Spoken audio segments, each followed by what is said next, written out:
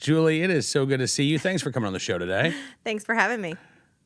My pleasure. All right, we got a lot of stuff to talk about. I read your piece at Acculturated. And we'll get to the headline here in just a second. And I immediately flashed back to Pajama Boy. Do you remember Pajama Boy holding his cup of coffee on Christmas morning? And Pajama Boy was... Right. He was so excited to talk to his family about Obamacare. Right. And when this was unveiled, all of us rolled our eyes and, oh, come on, just leave Christmas alone. You've got a piece of Acculturated now. Even your dinner is supposed to be part of the hashtag resistance. Nowhere is safe, not even meal times. That's right. That's right. Of course. So this is a reaction to an article that was published in the, of course, New York Times. By a cookbook author, a chef, who wrote that, food and politics are sort of, deeply connected, and therefore, you can use food as a vehicle to talk to people and to broaden your horizons and to meet people that are sort of, she used the word diversity a lot, to diversify the people around your table. So, but it was sort of filled with this sort of self-congratulatory baloney that we're seeing out there. And again, it sort of, to me, it was just yet another thing where everything's political, from the NFL to, you can't, I even started my piece off saying, people just can't enjoy a game and, without, and then, I said, even, you even have to worry about the snacks you're putting on the table, So again, I think people are growing a little weary of this. I think they're getting a little tired of this. But again, the piece was pretty hard to read. I think I don't think people are getting tired of genuine diversity and the need to, right. But what you're talking about, I think you're right. People are getting tired of this, and that is that, as you say, the self-congratulatory.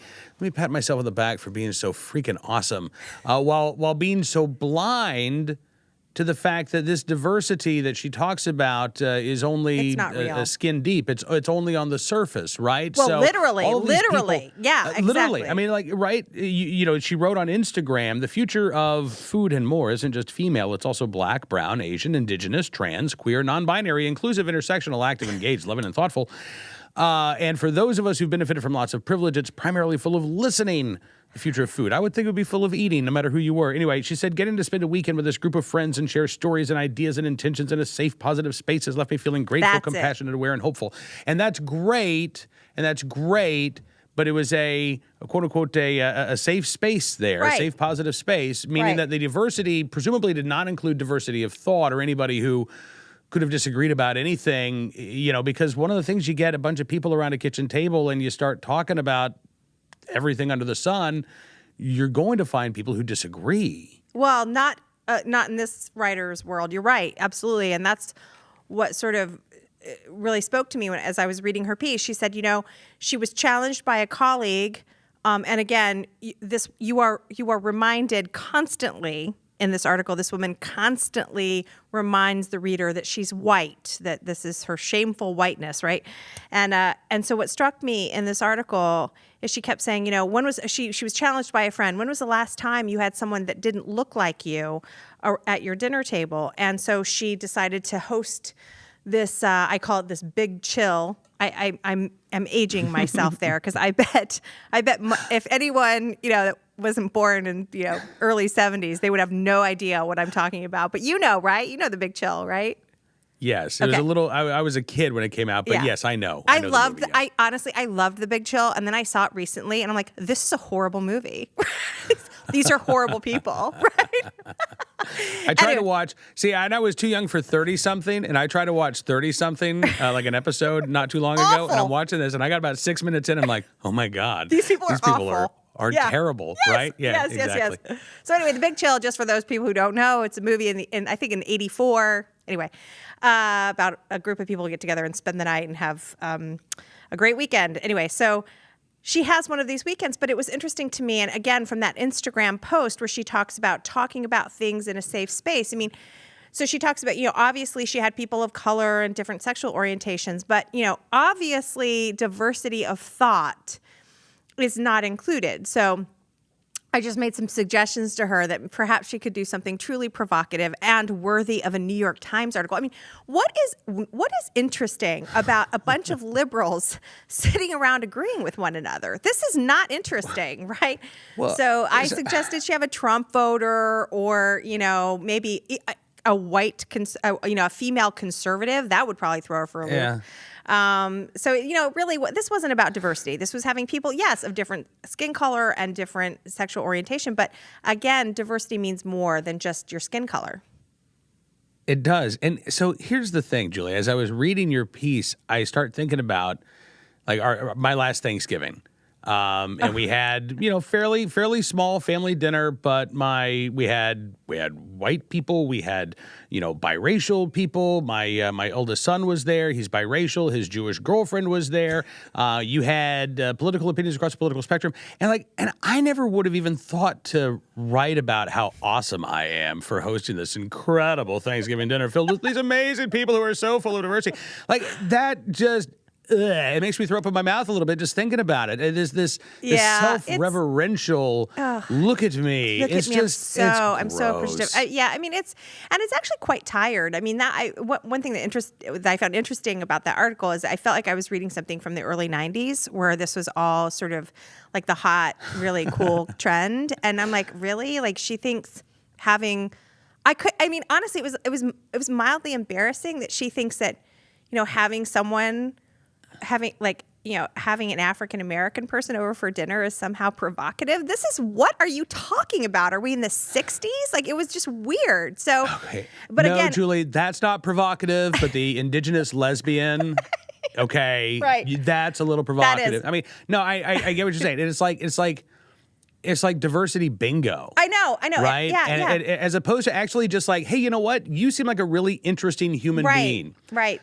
Let's hang out. Let's spend some time, get to know one another. Whatever happened to that? Well, I don't understand this need to automatically pre-check whatever boxes rather than just get to know people as people. Well, and again, it suggests that people of these certain colors believe in, think in certain ways. And I just find that very slightly disturbing kind of narrative that's going on. But again, one of the most interesting things is it was actually a comment at Acculturated. This was published at my reaction to this piece was published at Acculturated, and Acculturated, one of the comments said, I find that I do this every day in the break room at my company. Right? He said the person actually wrote this. Like, that's a pretty diverse crowd of races and sexual orientations and opinions, he said, and political opinions. So, I mentioned later in the article, because she talks about, not only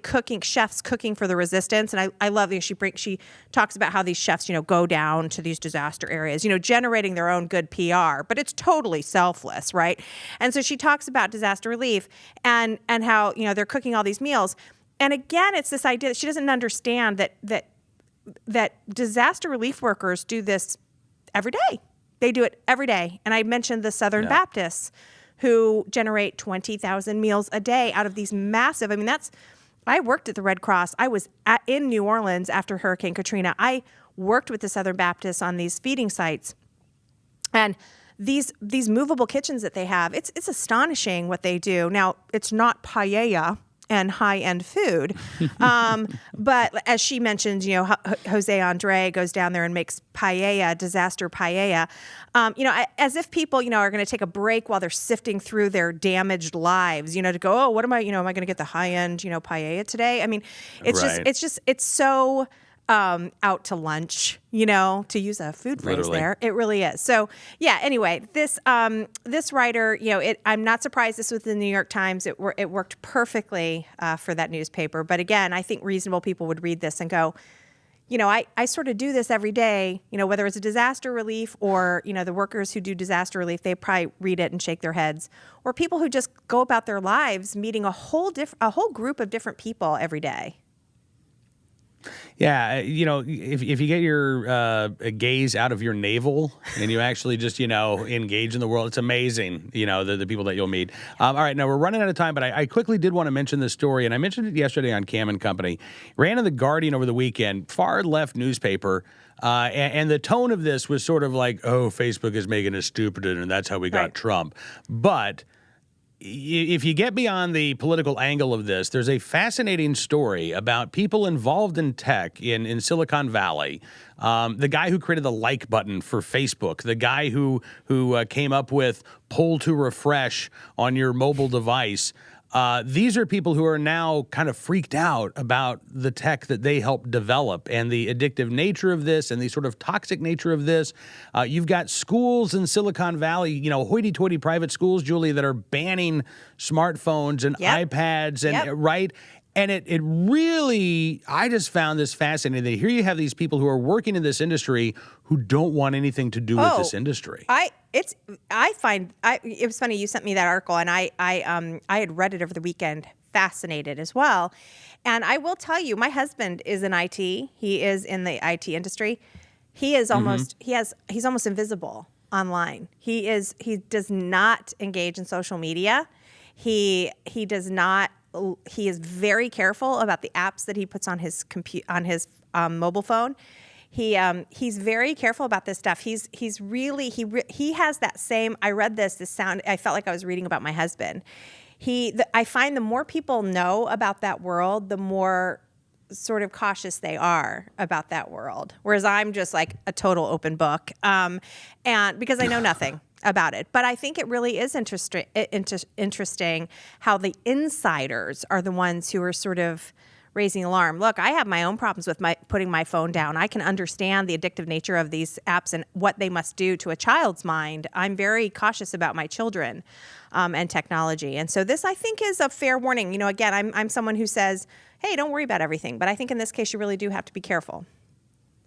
Absolutely. Julie, listen, thank you so much for coming on the program. I appreciate it, and we'll do this again very soon. Good to talk to you. Thanks. You too. Julie Gunlock